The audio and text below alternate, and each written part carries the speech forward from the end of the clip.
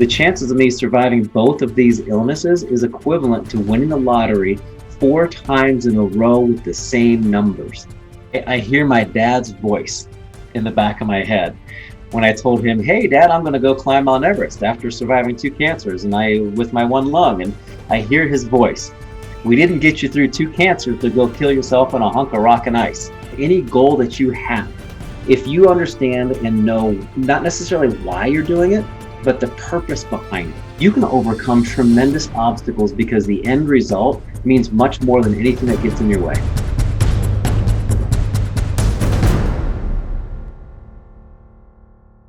Hi, everybody. Welcome to another episode of the 2%, where we interview peak performers from all walks of life to help decode excellence so that you can play a bigger game in both your work and life. Close that gap between your current self and your best self.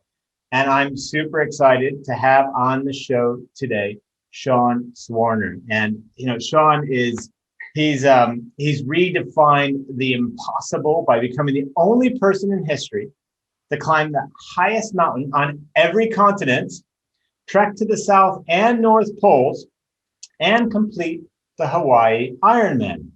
But here's the kicker. He did it all on 1 lung. Sean is a speaker, author, peak performance coach, adventurer, and a world record holder. So welcome to the show, Sean, and super thrilled to have you here. I appreciate it, Eric. I was thinking when you were talking, like on your shows, you have 100% of the 2%. Yeah. I've never thought about it that way, but yeah, you're right. It's trying to, as we explained just before this, we started here, it's trying to give people the tools, the strategies, the techniques, the mindset, like the activation energy to break free from that 98% and join that 2%. And your story is just, absolutely amazing on so many levels. I think the best place to kind of root this is maybe talk about what happened when you were 13. I think it was 13 and 15 years old, just to set the context here so people understand what you had to overcome. Yeah, absolutely. And I appreciate the opportunity. Wow, how do I even unwrap that whole thing? My life really has taken a different path than most people. So if you back up to when you were 13 years old, you were probably getting ready for school in the morning, say 8th grade maybe, and you were concerned about being popular, what classes you were going to take, what you're going to be wearing. I remember when I was 60 pounds overweight, bald from head to toe, 3 months into my first cancer. So we'll get to the second one. And I remember on my hands and knees on the shower floor, sobbing and just weeping, pulling chunks of hair out of the drain so the water could go down. And because I went through what I went through at that time, I developed a completely different perspective on life and the importance of life. So there were nights when I literally went to bed not knowing if I was going to wake up the next morning. So imagine laying in bed, going to bed tonight, pretend you're laying there, you're terrified to close your eyes because you might not wake up the next morning. That became my MO. That became what my life was about. I was terrified night after night after night, but eventually I got used to being uncomfortable. Yeah. So I became comfortable with being uncomfortable. And this went on for years because my first cancer at 13, I was diagnosed with Hodgkin's lymphoma, advanced stage 4 Hodgkin's. And that's when they told my parents, hey, your firstborn son has 3 months to live. Wow. So from the get-go, when my friends were, their hormones were kicking in, they were growing hair in unusual places on their bodies, I was losing my hair. I didn't even have that opportunity to even go through that. And then I was in remission for about 1.5 years, going in for a checkup for the first cancer when they found a second, completely unrelated cancer. And the chances of me surviving, this is crazy, the chances of me surviving both of these illnesses is equivalent to winning the lottery 4 times in a row with the same numbers. Wow. Wow. So That's that is like that. Yeah, that it's just unheard of, right? I mean, statistically speaking, that awesome. combination will happen somewhere within the universe, but you must be incredibly grateful that it happened with you, right? That you were able Absolutely. to overcome that and survive. Absolutely. Absolutely. Because the second time around, they actually told my parents I had an expiration date of 14 days. I remember laying in the hospital bed and a man of the cloth comes in and starts reading me my last rites. And as a 16-year-old, I looked at my mom really confused. What the hell is he doing here? Mm. I wasn't dead. And they in the hospital also wanted me to write out as a 16-year-old. They wanted me to write out a living will. So Mm. I have a brother who's 3 years younger than I am, and kind of tongue in cheek, I looked at my mom and my dad and asked them, "Well, isn't Seth going to get my hand me downs anyhow?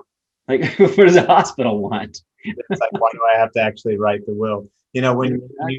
When you share this, it gives me the chills because before we hit record here, I shared with you that I can't directly, directly, and I haven't experienced directly what you have, but I can indirectly relate because I spent 1 year on the pediatric cancer ward Mm. of University of Chicago's Advanced Medical Center, which is one of the premier places in the U.S. for cancer treatment, and that was because my 10-year-old brother at the time was diagnosed with stage 4 alveolar rhabdomyosarcoma, and and I he benefited from some experiment. He was also when they said prepare yourself because the odds were in the book 8-year survival rate. It just said incalculable, Yeah. which to me wasn't a good sign.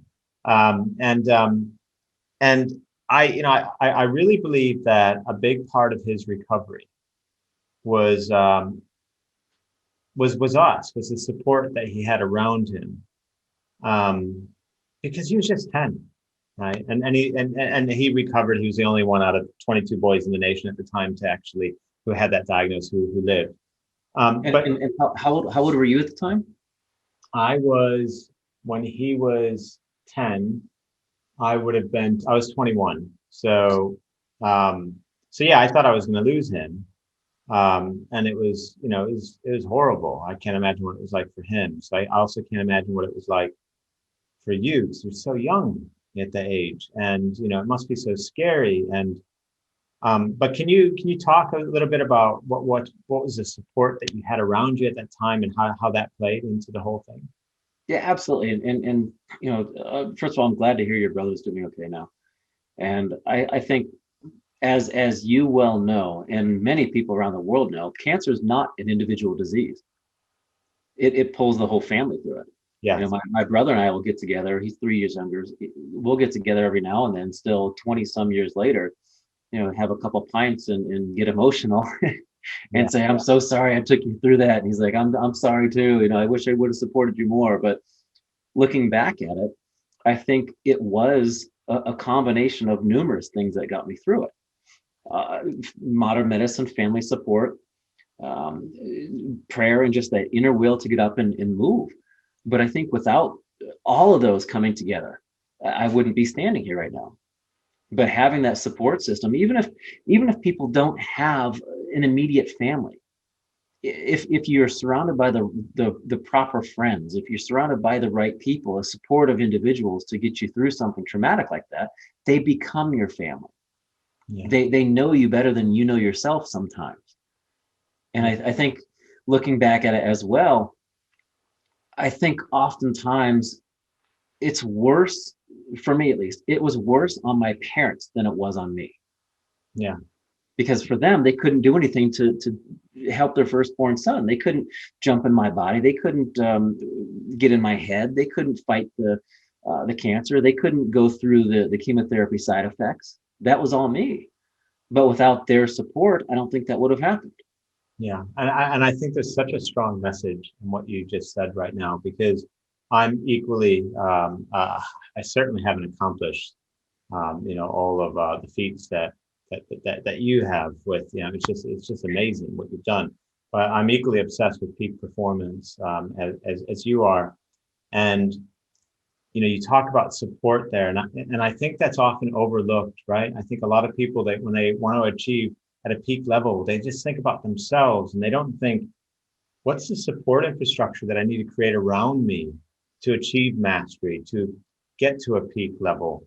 And maybe that's a nice segue to, can you take people, people listening through, some of those achievements, and maybe even before you go there, actually, what prompted that? Why did you want to achieve at such a, and can I say, a stratospheric level? And it actually the word actually kind of works with the heights that you climbed. But what prompted all of that? And maybe, that then can segue to, how did you create the support around you to achieve that, since it's so important?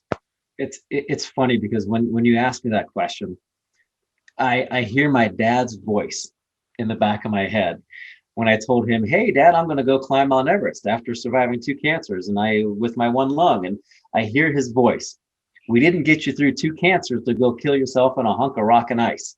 Yeah. So, Well, yeah, I mean, he had a point though, right? He was trying to protect you, right? So yeah, but so what prompted that though? What was the drive for that? Why? so long story short, I graduated college, went to school in Pennsylvania, went down to Jacksonville, Florida, and I started working on my master's and my doctorate. And I was going to be a psychologist for cancer patients. I figured I knew a lot of the ins and outs of the mindset that was needed to conquer the disease, but I never took time out to think about how it affected my life. I never took time out on and stared at myself in the mirror and asked myself those hard questions of, who are you? How does cancer help define who you are? What do you want from life? Those type of deep questions. And I realized I couldn't help anybody else until I helped myself first. It's like that airplane analogy, losing pressure, cabin pressure. You need to help yourself first. So after doing some research, I realized that I had been blessed with a tremendous mind-body connection. And I knew that I could accomplish anything I set my mind to because of everything I've been through. And I knew because I had a different perspective. So going back to that kid in the shower, and I guess this really isn't a long story short, is it? Going back to that kid in the shower, I remember as a 13-year-old, I didn't focus on not dying. I focused on living. Nice. So focusing my attention on what I wanted, not the avoidance of what I didn't want. So what I wanted to do then was reach around the world and give people something I really never had when I was battling the disease, which is hope. So I did some more research and found that no cancer survivor had ever climbed Everest before, and I wanted to use it as a literal 29,000-foot platform to scream hope and give back to the community. That's where it started, and then it just kind of spread out through the cancer community, and now I'm reaching out to anybody who's in need of hope, which in this state of the world, I think it's everyone. Beautiful. And no man or woman ever achieves greatness on their own. How did you create the support around you to achieve these feats? Well, Everest was very difficult, simply because people thought it was physiologically impossible to climb Everest with half your lung capacity. I gotta say, like I've just recently watched a documentary on Everest, and I gotta say it scared me, right? Because I looked at it, and they're passing some frozen bodies on the way up, because they can't recover them. It's too dangerous, and it was all a little bit haunting and scary. And I've suffered from multiple bouts of bronchitis and lung issues, and to hear that you've done this on 1 lung, it's like part of me is like wants to slap myself and say, "Hey, come on, Sean's done it. Sean did it. You should be able to do it." So, it's amazing. So yeah. So tell us about the support network. How did you support yourself? So I reached out to a number of organizations for sponsorship, and 99% of them, they wouldn't even talk to me.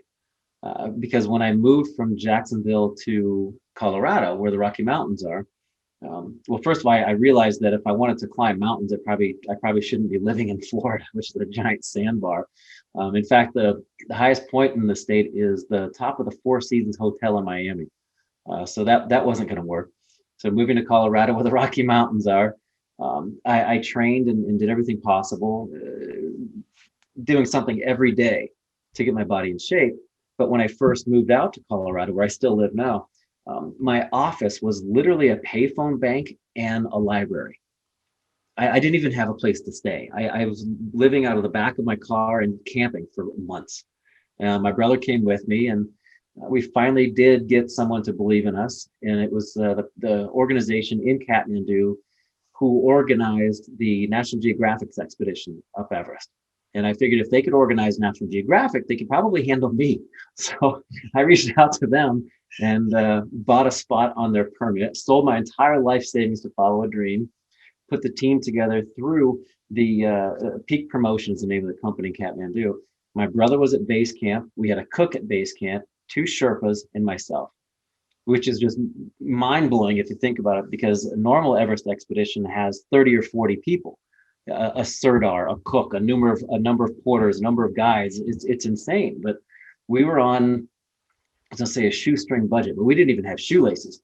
So we were on a Velcro budget, I think, but we managed to make it. And I think it worked out to be better in a way, because the only person that we had to worry about was me.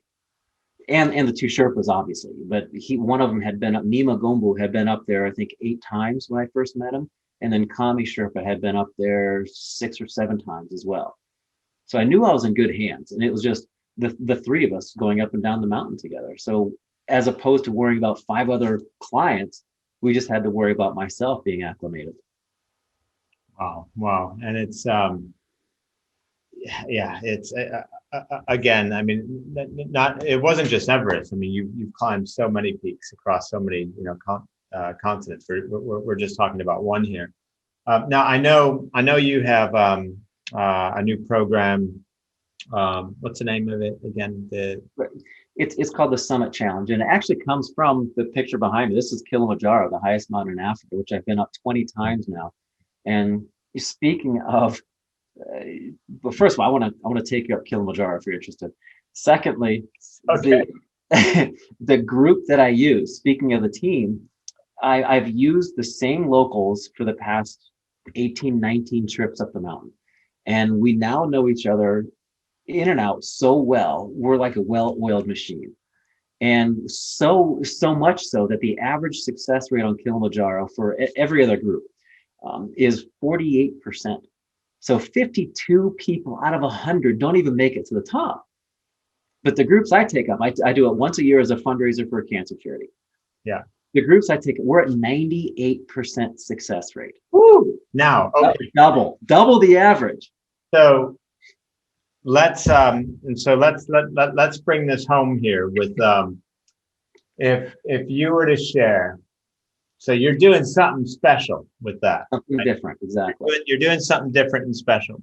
So as we kind of wrap our chat up here, if you could give the audience one mindset or tip or technique, something practical that they can use to overcome fear, reach that next level, whatever it is, perhaps something that's driving that difference between the 48 and the 98%, what can you share with us?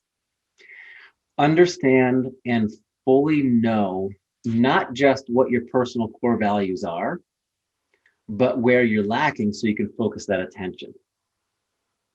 So say family is a tremendous value of yours. And if anyone's interested, I put together I'm looking behind me like I'm looking at tents, but actually it's my desk.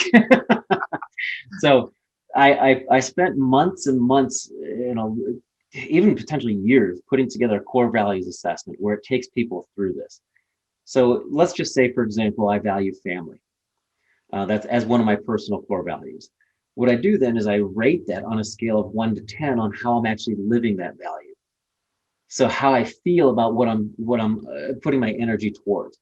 So if I'm living that value at, say, a 4 or a 5, family must mean something to me if it's one of my personal core values, and I can see exactly where I'm lacking. I need to put some focus and attention to that. But going up Kilimanjaro, going towards any goal that you have, if you understand and know not necessarily why you're doing it, but the purpose behind it, that deeper why, I suppose, which would be one of your personal core values, you can overcome tremendous obstacles because the end result means much more than anything that gets in your way. Fantastic. And what is so this summit, is this just a physical event? Is it an online event? Like what is that, and how does that help people tap into their core values so that they can better define? It sounds like what you're saying is, if you can get deep into what you truly value and attach that to your goals, you can 2 times your likelihood for achieving your goals. And I'm doing that as an extrapolation from the 48% to the 98% success rate with everyone else who tries to summit Kilimanjaro versus you and the people you lead. So yeah, is this, so how do people find this? Is it a program that they join? You know, what is it? So 2 things. One, there actually is the physical mountain that we go up, which just go to seanswarner.com, send me a message, I'll send you information. We're going July 24th again this year. And the second one is thesummitchallenge.com. It's a series of 7 different modules, 3 weeks per module, where the first one, you have to understand what your personal core values are. Then you bookend your day. Then I work people through vivid visualization. And the main component that people miss on the vivid visualization is oftentimes they see themselves doing it, accomplishing whatever it might be. But you have to tap into that emotional attachment, because that's what connects the mind and body. That's what a lot of people don't understand. And then I'll walk people through mindfulness, the compound effect, the Gales, which are the gremlins, the associations, interpretations, and limiting beliefs. So it's a very comprehensive online program, but I work with people one-on-one to help them get through it. It's a total of a 21-week program, and it's called the summitchallenge.com. Wow. All right, Sean, this has been, short and sweet, but amazing. Anybody listening, if you want to double the chance of achieving your goals, if not more, stuff that's meaningful for you, stuff that's important to you, then here's an opportunity to learn from someone who you won the lottery, the equivalent of winning the lottery 4 times in a row, the same number. So check this out from Sean. I also want to say, Sean, you got a great book called Keep Climbing, and that also talks about the mindset and the vision needed to accomplish just about any goal imaginable, and shares a lot of the the unique tools that you developed along the way. But yeah, super grateful to speak with you, Sean. I think a lot of people can learn a lot from you. I think it's so amazing that you decided to do what a lot of people would just be grateful to be alive. For you to have done, for you to have gone through what you went through, and then to risk your life with 1 lung, when a lot of people die with 2 lungs, climbing these mountains to give people the hope that you can achieve whatever you put your mind to. As you say, if you connect it to the right things, that's remarkable. That's commendable. And I think you're an incredible human being. And yeah, I'm honored to have spoken with you today. So thank you. Yeah, Eric, my pleasure. And I think while you're talking, I was thinking to myself, I'm more afraid of not living than I am of dying. And I want other people to understand that feeling. Yeah. There you go. Thank you, Sean, so much. Really appreciate talking with you today. We're going to share those links in the show notes and everything. So everyone check Sean out, Sean Swarner.com. And Sean, thank you so much for joining us today. My pleasure. Very grateful. Thank you. Thanks a lot. Hey everyone, and if you like that video, you're going to absolutely love my other interview, which you can check out right here with Nick Bradley. Nick is the king of scaling businesses. He's all about putting the right people and systems in place so that you can scale businesses, acquire them. You're going to learn a lot in that interview, so make sure you check it out right here.